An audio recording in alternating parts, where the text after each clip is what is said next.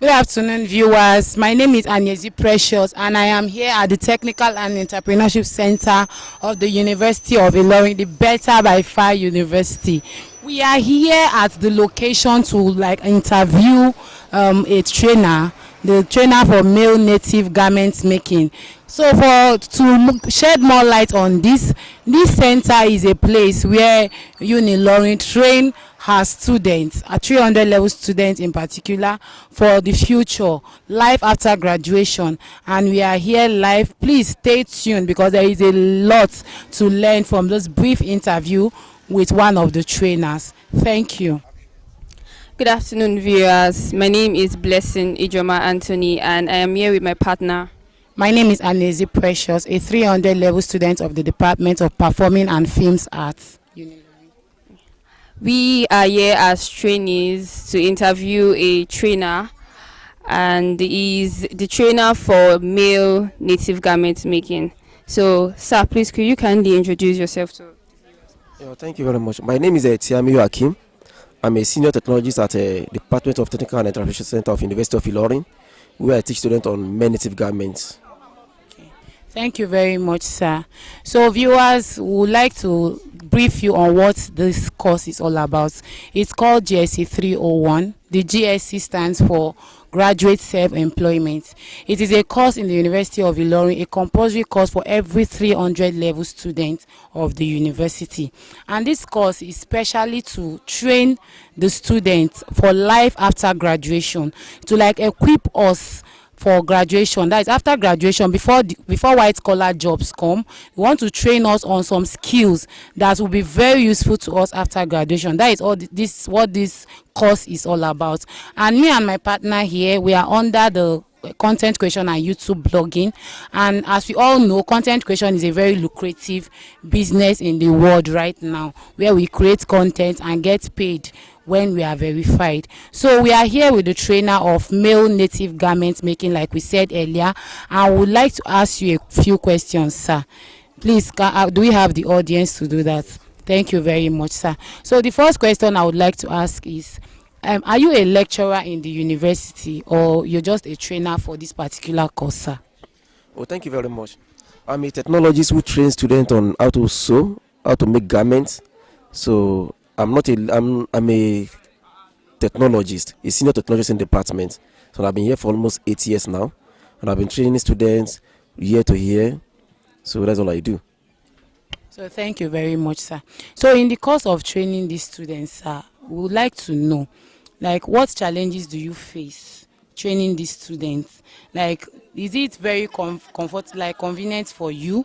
Do you have any issues with your trainees? So we'd like you to explain to the audience. Well, thank you very much for the question. I want to believe the challenges is why we are here. We are supposed to be here because of the challenges for students, so that we can help them to navigate through the little challenges they are going to have. As one of the things that is expected. Students, they may not really understand the basic of this GSE course. It's a very important course, as the university the NUC has really accredited for students to learn. Because by the standard of the economy presently, unemployment rate is very high, and we believe that government cannot really provide a job for everybody. So we have to look at the other means, other alternatives of trying to provide a job for people. And to drive the economy, you have to get people that are self-employed. Private sector drive the economy. So students just believe the white collar job is not the only thing we can all get across to. So you can do something better. If the white collar job comes in, no problem. If it doesn't come, at least you have something to live on.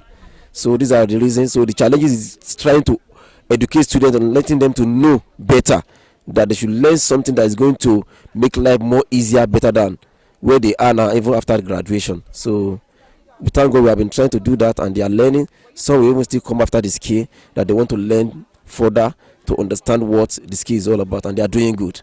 So thank you. Thank you very much, sir. While you were speaking, you spoke about some people coming back after the semester. So my question is, do you think that the semester is enough for students to actually acquire these skills that they need? Do you think that this short time is enough time? Thank you very much. That's why I said students still come back after the skill to learn.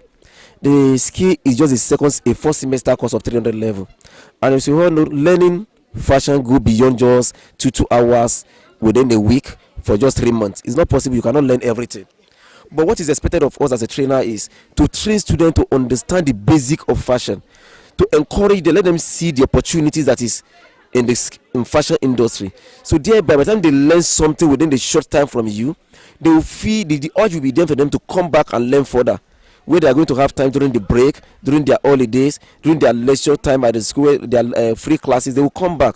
So I want to believe that is why they have been coming back, because the time is not enough for them to learn, and they have been coming back to learn, and it's very encouraging. So first, students that come back to learn after their GSE has grace. They have the opportunity because they are not going to pay much. So that is the advantage of learning GSE 301 and coming back to learn at Tech. So you have the opportunity to learn further at a very minimum charges that's going to benefit you in a very conducive environment with industrial machine that are more better than what you can see outside. Thank you very much, sir. The male garments the native, like male native garments making, do you see it as a very lucrative skill to acquire? Because if we look around, we have people that go online on YouTube, they just go and learn this thing and they are putting it into practice. So we like almost like most people that I know personally, I know most people that they will just go for the basic, like for this GSC now, they will just know the basic, and now they are on YouTube, they learn more. Then we have many of them like that. So do you think that this male native garment is a very lucrative business for students to go into after school? Yes, thank you very much. Fashion world as a whole is a very lucrative business. As for me, I always try to train students because this skill is basically 70% practical, while the theory is just 30%. While doing the theory, I try to let them understand. See, fashion industry goes beyond just sewing. There's different opportunities in fashion industry. You can just be a fashion creator. You can create design. You can be an illustrator. You can be there to be. There are so many opportunities there. So, and I want to let me just give you little illustration about one little illustration. Somebody that went to study mechanical engineering in school, I mean, just come to the street. They cannot just come to the street and start touching any car. So, but by the time you go and learn the basic, that is the basic. You have learned the basic. But when you come outside and learn the practical aspect of it, it's going to make it more easier. YouTube is okay, I understand, but there are some things you cannot learn on YouTube. There are some things you have to come and see, how is this thing achieved? How is it achievable? So it's a very lucrative business. Irrespective of whether it is native, it is English, it is still very lucrative. Either we like it or not, we are going to do traditional weddings, we are going to wear native, there are some culture that really encourage natives. So these are the things we are going to look at. So you cannot, and these days even sewing native dresses go beyond just sewing buba and shokoto. You have to be creative about it, trying to connect the English part of trying to use English part of clothes to sew native and bring it together to make it more classic and more presentable for people to. So people are going to find it relevant all the time. Not that you're going to sew native all the time. No, you're going to sew native by trying to fusion English into it and make it more attractive and classic. Thank you very much, sir. Thank you so much, sir. So I have a question here, and it goes: what advice would you give someone who wants to learn male native garment making? Thank you. The advice I will give them is the advice I also got when I'm about to start I went to school, I graduated, I studied minor engineering. So if I'm telling you I'm now a fashion trainer, you'll be surprised. So the advice I got then is same thing I'm still going to give other people that have been giving to my younger ones, giving to other training, and they have been doing good. You see, the fact is I want us to look beyond the certificate we have. The certificate is good, it's very, very good. You must go through school so that you pass through school and school will pass through at the same time.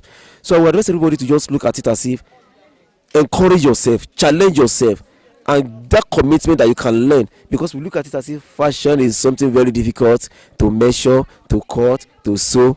There's something very easy. The moment you are committed to it, you have that passion and you are committed to doing it, before you know it's going to be a culture to you. You see this as an hobby that you can easily do anytime and find it more easier.